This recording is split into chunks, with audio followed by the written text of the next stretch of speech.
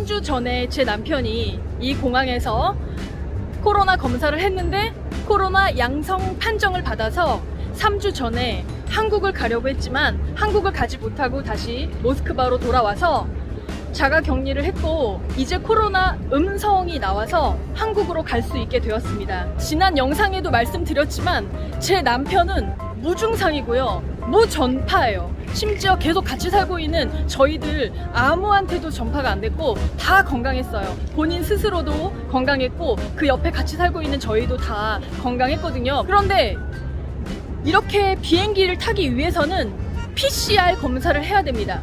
무조건 모든 사람들이 비행기를 타기 위해서는 이 PCR 검사를 해야 되거든요.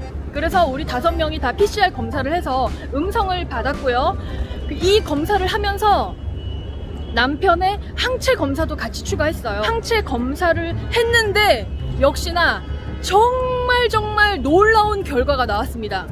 저도 한 1000배 나왔다고 해서 엄청 놀랐잖아요. 저는 아무것도 아니에요. 진짜 너무 충격적이고 너무 대단한 결과가 나왔습니다. 정말 깜짝 놀라실 거예요. 저는 정말 이런 수치를 본 적이 없습니다. 6월 24일 남편이 받은 결과지입니다. IgG 양성, IgM 음성, PCR 음성이고 IgG 양성이라는 건 항체가 있다는 거고 백신 접종 후에 확인하는 항체 수치가 IgG 수치입니다. IgM은 0.99 기준으로 0.59가 나왔고 IgG는 49.9를 기준으로 무려 수치가 35,319.4가 나왔습니다. 대단하지 않습니까? 병원에 물어보니 보통 3,000에서 4,000 정도 나오고 많이 안 나오면 200 정도 나온다고 합니다. 기준 49.9만 넘으면 항체가 있는 거고 괜찮은 건데 이렇게 높은 수치를 본 적이 없어서 정말 깜짝 놀랐습니다. 백신 접종자에 코로나 양성이었던 사람이라서 그럴까요? 남편은 무증상, 무전파, 높은 항체, 참으로 연구 대상입니다. 제 결과지도 다시 보여드리겠습니다.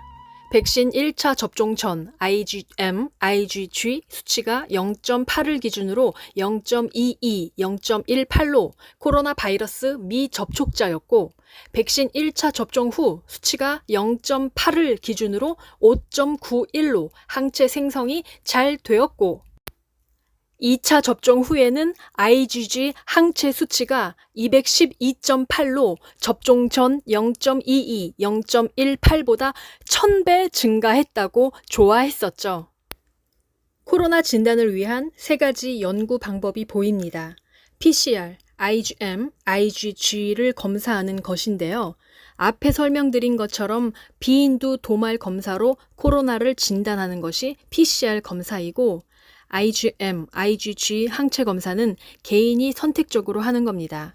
-6, -3, 0, 3, 6, 9, 12라고 쓰여 있는 것은 날짜입니다.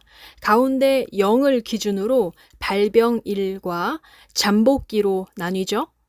코로나 검사에서 양성으로 나오는 건 잠복기 10일과 발병 후 15일까지네요. 우리 몸에 바이러스가 들어오면 바이러스를 무찌르는 항체가 만들어지는데 IgM이 먼저 생겼다가 없어집니다. 초록색 IgM 그래프를 보시면 발병 후 5일부터 30일까지 보이네요. IgM은 이렇게 금방 없어지는 항체라서 우리가 일반적으로 항체 검사를 하면 IgG만 하는 겁니다. 검은색 IgG 그래프를 보면 IgG는 발병 후 10일에 생성되기 시작해서 쭉 이어지죠.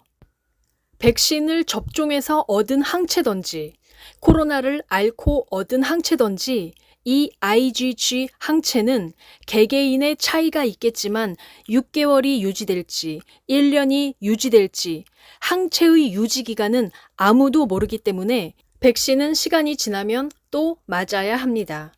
그리고 코로나를 앓았기에 백신을 안 맞아도 돼가 아니라 백신을 통해 얻은 항체가 더 높기에 코로나를 앓은 사람도 백신을 맞아야 한다고 합니다.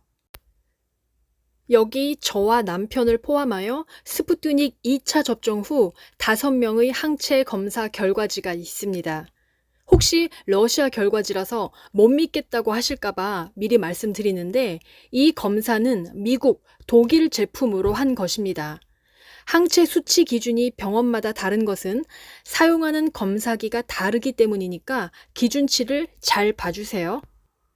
A씨는 기준 0.8에서 15.2, B씨는 기준 50에서 256.9, C씨는 기준 0.8에서 212.8, D씨는 기준 49.9에서 35,319.4, E씨는 기준 12에서 129의 수치를 보였습니다.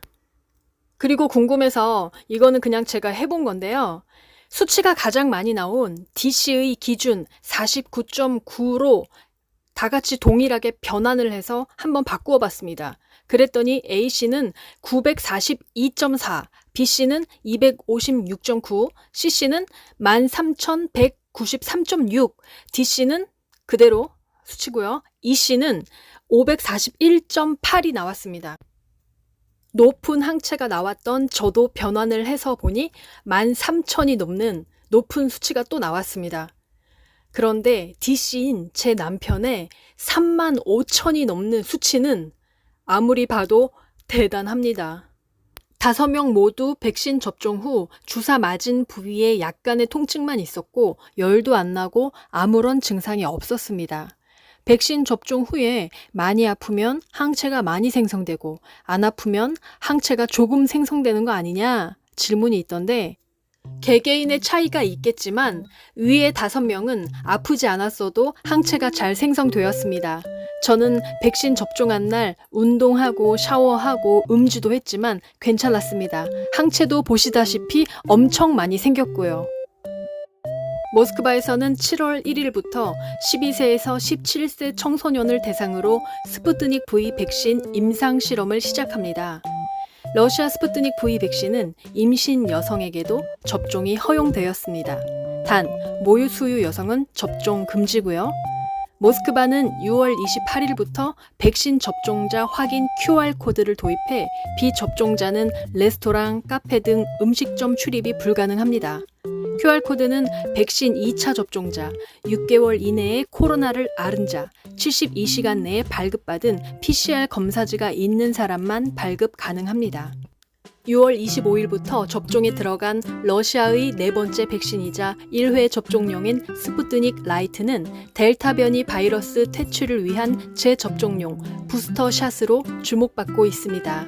60세 이하만 접종 가능한 스푸트닉 라이트를 접종할 경우 예방률 80%, 접종 28일 후 항원 중화항체 IgG가 형성되고 스푸트닉 V 백신을 접종한 항체 보유자라면 10일 만에 항체 수치를 40배 증가시킨다고 합니다. 백신은 코로나 바이러스를 예방하고 감염되어도 증상이 약하게 도와주는 것이지 완전한 감염 방지는 아닙니다.